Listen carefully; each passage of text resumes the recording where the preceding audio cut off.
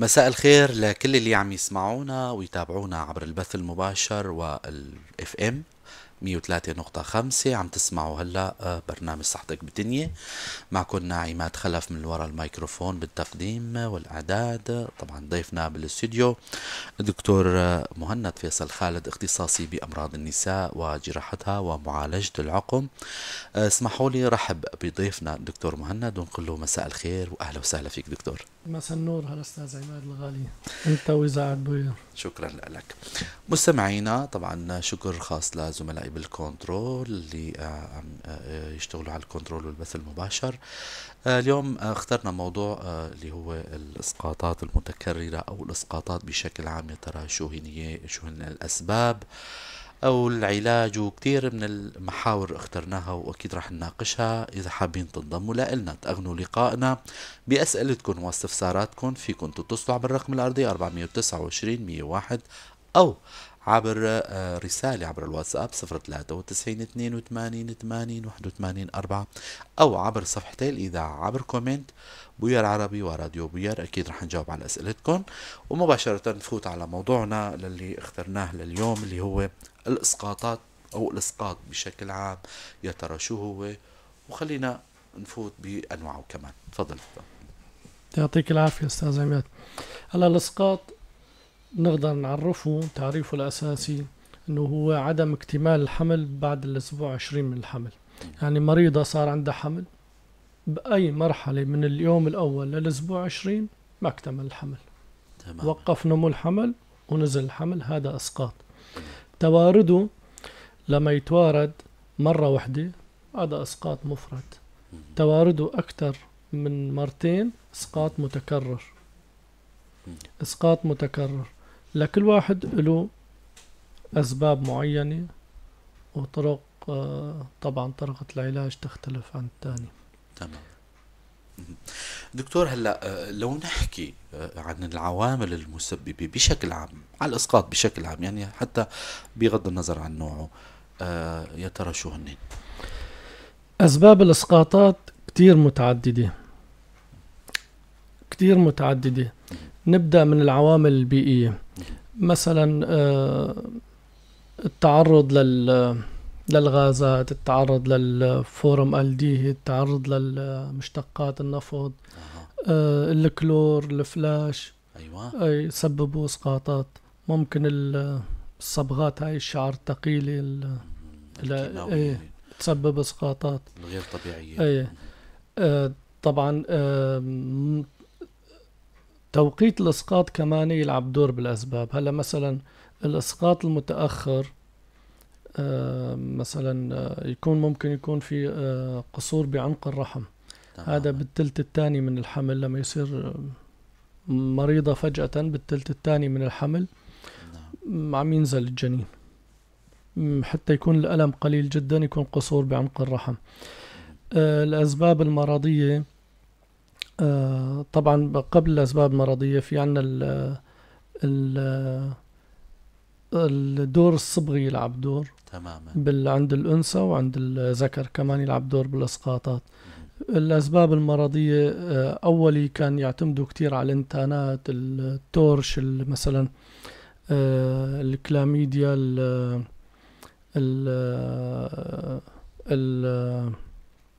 هي مجموعة انتانات كانت تبدأ بحرفها تنجمع بكلمة تورش. هلا حاليا لا، من شي 20 سنة 30 سنة شافوا الانتانات دورها كتير قليل بهالموضوع. ايوه. الدور الأكبر للعوامل المرضية، السكري، الدرق، موضوع تخثر الدم، ايوه، يلعب كتير دور بهالموضوع. تمام. يعني حتى آفات الموجودة بالرحم دكتور، ممكن تكون في آفة موجودة بالرحم هي تكون عامل مسبب كليف كجسم ممكن جدا. يعني الرحم هو حاضن، صح الكلام. نعم. يعني موضوع الألياف، موضوع تشوهات الرحم، تشوهات قناة مولر، نعم، ممكن تسبب البوليبات الموجودة ضمن الرحم، تسبب الألياف، تسبب اسقاطات، عدم إكمال الحمل إلى عدم إكمال للنهاية. تماما. طيب دكتور، الإسقاط بحد ذاته بتشخصوه مثلا إذا مريضة راجعت أو صارت معها أكثر من إسقاط؟ كيف بتشخصوه؟ شو الإجراءات التشخيصية هلا لكم؟ أول شيء لنحدد نوع الإسقاط. نعم. اجت مريضة، المريضة شلون تعرف حالها انه هون معرضة لإسقاط ولا لا؟ يعني مريضة حامل، نعم. ممكن يكون أول حمل، لازم تعرف انه هون بهالأعراض، العوامل اللي عم تشوفها، الأعراض اللي عم تشوفها، الألم، هذا ممكن تسقط فيه ولا لا. هاي لازم يعرفوه كل البنات النسوان. أي مرض، أي ألم مكان الرحم نعم. زائد ممكن تجي نقطة نقطتين دم نسائي، فهذا تهديد إسقاط تماما. تهديد إسقاط، يعني خلص هذا إنه هون نحن الجنين عم يقول أنا بخطر، انقذوني، إنذار. تمام. إنذار، لا أنزل هذا.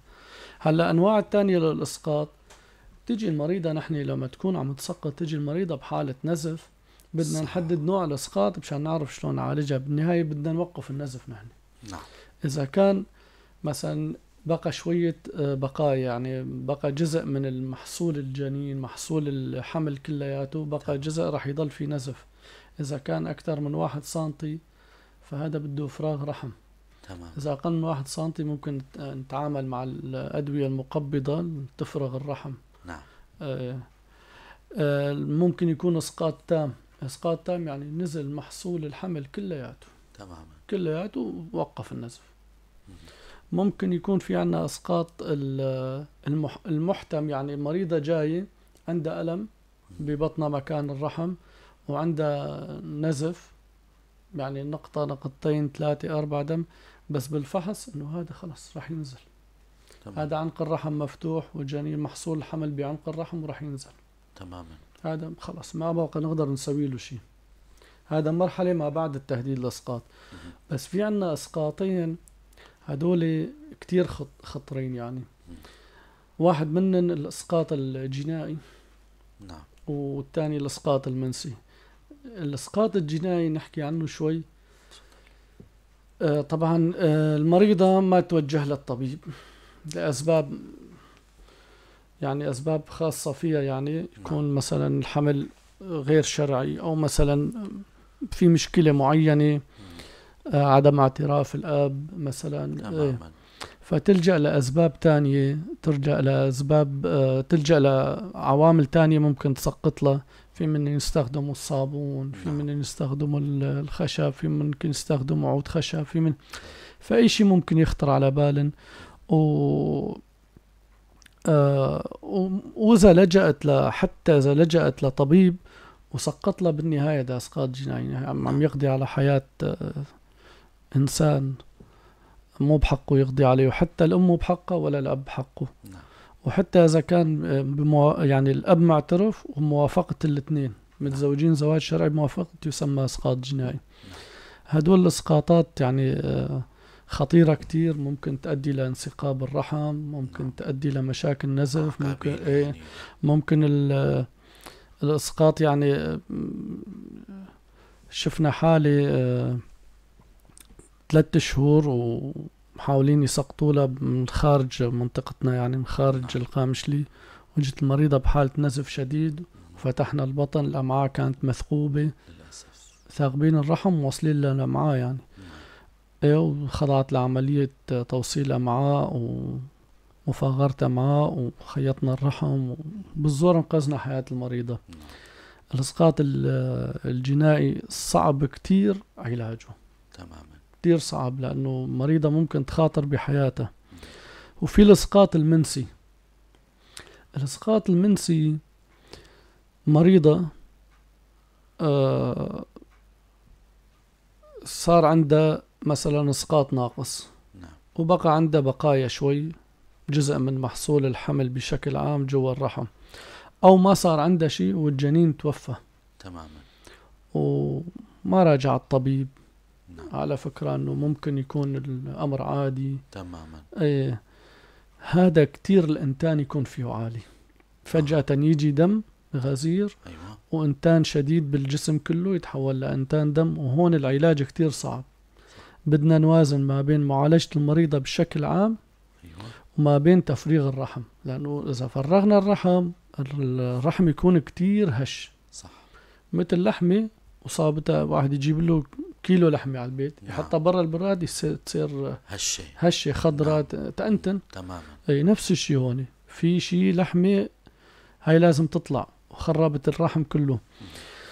بين إفراغ الرحم وخطورة ثقب الرحم وبين معالجة المريضة بشكل عام، والموازنة كتير صعبة وكتير العلاج صعب. هدول أنواعا بشكل عام للإسقاطات لازم نحدد نوعه مشان نعرف نتصرف معه، لأنه كل واحد مثل ما قلنا علاجه شكل. أما إذا تكرر الإسقاط 3 مرات صار خلص أكثر من مرتين، هذا إسقاط متكرر. نعم، عفوي يعني هذا إذا كان. إيه مريضة. دكتور، هلا العوامل اللي عم تحرض أو تأهب يعني، أو اللي عم تهدد المريضة بالإسقاط، شو هن إذا بدنا نحكي عنه؟ بالإسقاطات المتكررة هلا الإسقاطات المتكررة حاليا في عنا 3 أسباب تقدر تقول أكثر من 90% هدول الأسباب، ما في غيرهم. عنا الدرجة الأولى متلازمة أضداد الفوسفوليبيد، وعنا السكري، وعنا قصور الدرق. هدول 3 أسباب لازم واحد منن ينكشف، يعني 90% أكثر كمان إنه واحد منن هذا هو. تمام. هذا هو الواحد من 3 أمراض موجودة عند المريضة عم تحبل ما فيها شيء عم تنزل. تمام. طبعا قصور الدرق سهل تشخيصه، السكري سهل تشخيصه، بس متلازمة أضداد الفوسفوليبيد عنا كتير أضداد وتشخيصها صعب، يعني حتى تشخيصها مكلف، يعني تحاليلها مكلفة كتير. فكتير من الأحيان نعتمد أنه ننفي سببين ونعيف سبب. تماما. تمام. دكتور، العمر ما بيلعب دوره بالإسقاط إذا كانت مثلا المرأة اللي عم تحمل عمرها صغير كتير، أو يعني بعمر يعني الأقل إنجابا مثلا بأواخر العمر يلعب دور، لأنه المبيض يستهلك الأجود ثم الأقل جودا ثم الأقل جودا ثم الأقل، يعني المبيض مخزون خزان هو. نعم. فيه هالبيوض من أول ما تبدأ تبلغ الأنثى يستخدم 10 ل 14 بيضة بكل دورة. نعم. وخزان عم يستهلك. بس هو يستهلك الأجود على طول دائما، أي الأجود، البيضة الأجود. نعم. فكل ما كبر عمر المرأة تلعب دور كبير بهالموضوع. أكيد. لذلك عم نلاقي هاي ربما خارج موضوعنا، موضوع أطفال متلازمة الداون دائما بيكونوا هن الأمهات أكبر سنا يعني صحيح. تصدف يعني كإحصائية يعني لا أكبر 100% هالكلام. ما بعرف إذا معلوماتي صحيحة. 100% في خطورة عالية فوق ال 35 30 ل 35 سنة. تماما. لا متلازمة الداون. دكتور مهند، رح أذكر مستمعينا أي حدا حابب ينضم لنا تأغنوا لقائنا بأسئلتكم، أكيد فيكم تكتبوا أي سؤال عبر الكومنتات. البث المباشر بوير عربي وراديو بوير، فينا أكيد نطرح سؤال للدكتور مهند. عم نحكي اليوم عن الإسقاطات المتكررة أو الإسقاط بشكل عام، شو هو يا ترى. أيضا فيكم عبر رسالة عبر الواتساب 093 82 80 81 4، وما فيكم تترددوا وتشيلوا السماعة 429 101. وصلنا لمحاور مهمة كتير دكتورة. هلا أعراض وشكل الإسقاط كيف بيكون؟ بتراجعكم المريضة بأي حالة؟ المرضى أغلبهم يراجعونا بحالة نزف. تماما. الإسقاط صاير. وعم يراجعونا بس مشان نعالج نوقف النزف، لأنه استمرار النزف مهدد للحياة. مع وجود ألم دكتور؟ في ألم كمان؟ طبعا. لأنه الرحم عم ينقبض. تماما. عم ينزل الجنين. ينزل الجنين يراجعونا مشان إنقاذ الحياة لما يكون الإسقاط موجود. بس في نسبة كتيرة من المرضى يراجعونا إنه صار عنا دكتور إسقاطين و3 و4 وما عم نحبل، ما عم يكمل الحبل، بدنا السبب. راجعونا كتير مرضى، والمشكلة اللي عم نشوفها هي تكاليف تشخيص وعلاج الإسقاطات المتكررة، خاصة لما تكون متلازمة أضداد الفوسفوليبيد. التخثر الموجود يعني في من ما عم يستجيبوا إلا على الكليكسان. هو التخثر الموجود بالرحم، ببطانة الرحم يعني. هو التخثر كمان درجات. يعني في درجات الصغيرة إنه الجنين لما يصير الحمل تتفعل آلية تخثر، ينصاب الجنين بالتخثرات تماما، ويتسقط وينزل تنقطع عنه التغذية. وفي درجات العالية كمان ممكن توصل للأم كمان تنصاب. يعني تفعل آلية تخثر تنصاب الأم. شفنا حالات انصابت الأم كمان بتخثرات التهاب وريد خسري أثناء الحمل. شفنا حالات تخثرات بالدماغ، الأم انصابت من وراء آلية التخثر. يعني الدواء النوعي الكليكسان. نعم. الدواء يعني يوميا المريضة لازم تاخد إبرة كليكسان. لازم تاخد مميعات. والدواء غالي. في مرضى عم يقدروا، في مرضى لا والله ما عم يقدروا. عم نلجأ لأن نعطيهم أسبرين مع هيبارين. طبعا نصف عمر الهيبارين مو مثل الكليكسان. أكيد. الدواء النوعي له الكليكسان. في مرضى يعني اللي عم يقدر يتابع العلاج عم يستفادوا كتير. في عندي مريضة اسقاطات متكررة 4 اجتنا شخصناها متلازمة أضداد الفوسفوليبيد. فالمهم كملت حملة وأنجبت ولد سمته مهند كمان. فصورت صورة حلوة كتير، حاطة الجنين وحاطة الإبر اللي ضربتن حوله. عدد الإبر هدول فعلا في يعني كمية كبيرة من الإبر. لما أنا شفت الصورة كمان والله كمية كبيرة.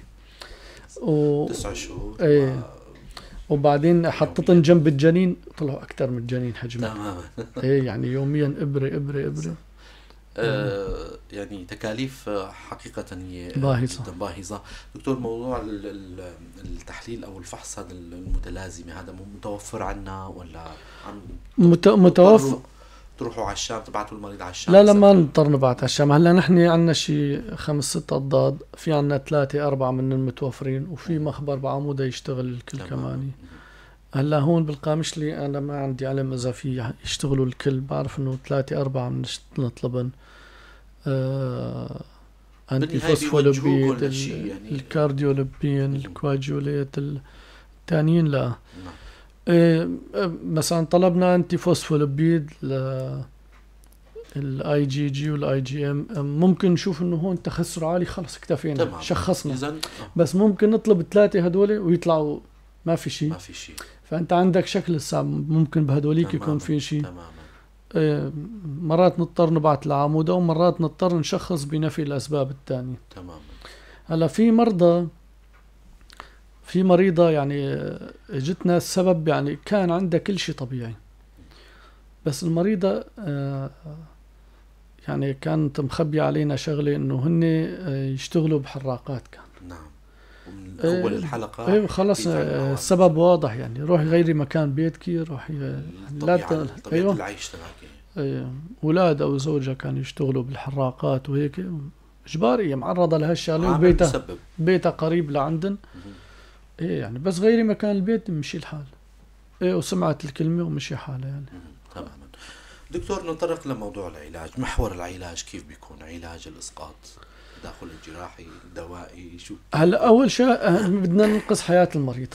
هذا أول شيء، لأنه المريضة جاية في مرضى يجون بحالة صدمة. نعم. يعني ما في هي النزف شديد جدا، والمريضة النبضة خيطي، ضغطة نازل كتير، والنبضة كتير متسرع وخيطي وغير مدسوس. فبدنا ننقذ حياتها. أكيد. مباشرة نفتح أوردة، ننقل دم، نطلب التحاليل وننقل الدم ونفرغ الرحم.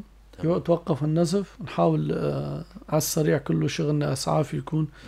أهم شيء إنقاذ حياة المريضة. طبعا. بعد ما المريضة انقذنا حياتها ووضعها صار كويس، نعطيها أدويتها، نخرجها على البيت، وتراجعنا بعد أسبوع لتشخيص السبب.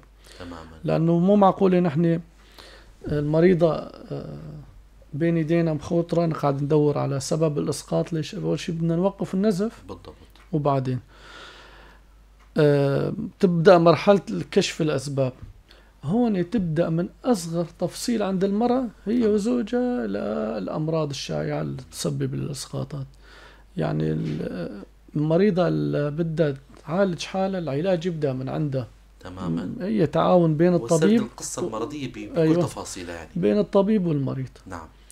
يعني في مرضى مهملين، تاخذ كل شيء، تعمل كل شيء أدوية، تجي تروح تسوي مثلا ميش، تروح تسوي تجيب كلور، تجيب فلاش، هي ما يصير شيء، هي صار شيء تماما.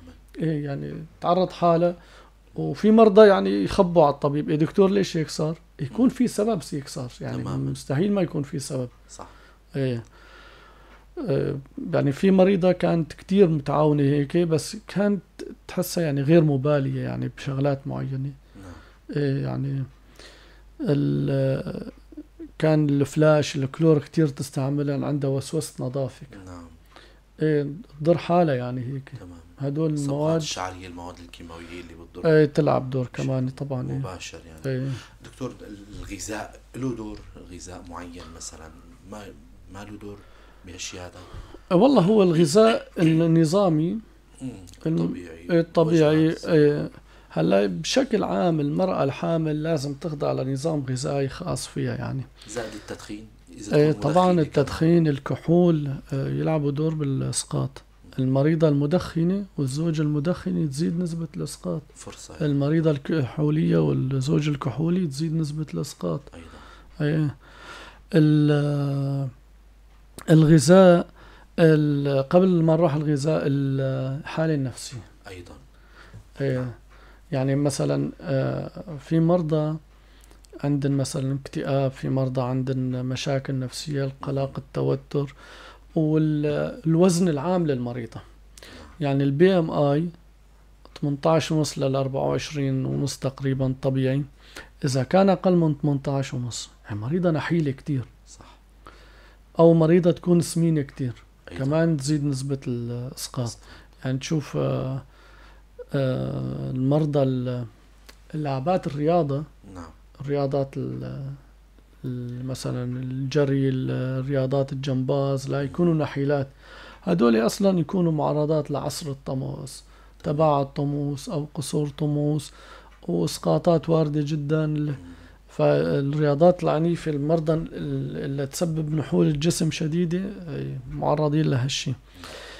الغذاء المريضة الحامل لازم يكون نوعية غذاء خاص لكل الحوامل، مو نفس مريضة مو حامل.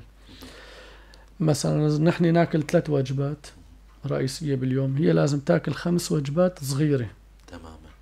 مثلا ما تعتمد على وجبة تاكل فيها كتير، لأنه هي راح يسبب لها آلام بالمعدة، تخمل، الأكل ما عم يتصرف نتيجة المثبتات الداخلية. يكون الغذاء يعني يكون فيه فايدة كبيرة، تكون اللحمة بدرجة أساسية، قلال من الدهن، كتار من الخضرة والفواكه. كالسيوم مثلا. طبعا الكالسيوم نحن نعطي كالسيوم كمان بالحمل، بس الغذاء اللي فيه كالسيوم كتير مفيد للمرأة الحامل. تشكل هيكل عظمي للجنين مثلا. طبعا. البيض، الحليب، المشتقات الحليب، كلها هدول مفيدين للمرأة الحامل. مع حمض الفوليك طبعا، أي مريضة حامل نعطيها فوليك أسيد يقي من تشوهات الأنبوب العصبي، و0.4 ملغرام أو 1 ملغرام في مراجع تانية. إذا صار في تشوه نرفعه لل4 ملغرام. تصير تاخذ من قبل الحمل. هلا بمثلا أوروبا أو مثلا بدول متقدمة كتير ينجبوا ولد ولدين. ويوم بدن ينجبوا يسووا قرار بدنا مثلا ننجب ولد، فالمريضة تراجع قبل الحمل الطبيب. تماما. الدكتور بدي أنجب، يقوم يعطيها قبل الحمل بشهرين، شهرين الفوليك أسيد يحضرها مشان تقي من تشوهات الأنبوب العصبي. نحن المريضة تجي بعد الحمل. صح. تجي بالشهر الثاني، أصلا الفوليك للشهر الثالث. صح. يعني الفائدة شوي قليلة تكون، وتكون معرضة أكثر لتشوهات الأنبوب العصبي. تشوهات الأنبوب العصبي خطرة كتير، يعني مو من الدماغ يبدأ كل شيء يتدخل بالأنبوب العصبي، من الدماغ، المخيخ، النخاع الشوكي، ممكن يكون فيه تشوهات، فتعرض له أكتر يعني لما عم تاخذ الفوليك أسيد. وأي مشكلة بالأنبوب العصبي وارد يعني ينزل الجنين، وإذا ما نزل راح يجينا جنين مشوه، جنين معه مشكلة كبيرة يعني. تماما. مشكلة كبيرة وعلاجها صعب جدا جدا جدا، خاصة بالزمن الحالي. بالمستقبل ما نعرف. للأسف طبعا. نعم. دكتور، نحن دائما بنختم لقائنا بنصائح وقائية من عند الطبيب الضيف. فطبعا مشكور على المعلومات القيمة والحضور الجميل. بنختم لقائنا عبر منبر بوير والأصحاء والمرضى السيدات والآنسات بنصائح من عند الدكتور مهند. النصائح للإسقاطات: أي مريضة حامل أول ما تشوف في عندها ألم، في عندها نقطة نقطتين دم، في عندها مفرزات صفراء خضراء بيضة نسائية، ألم مكان الرحم، تراجع طبيب مباشرة. التخطيط للحمل شيء مهم جدا، يعني لازم نحن لما نشوف واحد مجتمعات تانية عندها فكرة وهالفكرة كويسة لازم نقلدها، ما نقلدن بشيء تاني مو كويس، فلازم نقلدن لأنه هني على صاحب الشغلة. التخطيط للحمل شيء كويس جدا، يعني مريضة بدها تخطط الحمل تروح تراجع طبيب، تكون سمينة ينصحها تنحف حالها، تكون نحيفة ينصحها يسوي لها تحليل درق، يسوي لها سكري، يشوف عندها ايش مشاكل معينة ويخططوا للحمل. يكون في عندها مرض تاني عم تاخذ دواء معين، تاخذ دواء يكون مشوه للحمل، يوقف له هو، يشوف الطبيب التاني. مثلا مريضة عندها مشكلة عصبية عم تاخذ مثلا مضادات صرع، يوقف لها الفينوتوين، يوقف لها لاي، يشوف لها دواء تاني غير مؤثر. فتخطيط للحمل شغلة مهمة كتير. صار الحمل أي ألم مكان الرحم مع وجود نقطة نقطتين دم مفرزات شافت، لازم تراجع طبيب بأقرب فرصة. وبالنسبة للإسقاطات كانوا واحد، كانوا ألف، لا تأكلهم، علاجه موجود، وأطباء قامش له كلياتهم يعني مبدعين بالشغلة، وصار متوفر علاجه وتحليله كله متوفر، وما في مريضة يعني إن شاء الله ما تكمل حملة. بالنسبة للإسقاطات وإسقاطات متكررة، تعاون بين الطبيب والمريض ويمشي الحال إن شاء الله. إن شاء الله. شكرا لكم دكتور مهند على المعلومات القيمة. تسلم حبيبي، شكرا لكم على راسي. شكرا لحسن استماعكم ومتابعتكم مستمعينا ومتابعينا، على أمل نلقاكم الأسبوع القادم بضيف جديد وحلقة جديدة. تضلوا بخير وسلامة.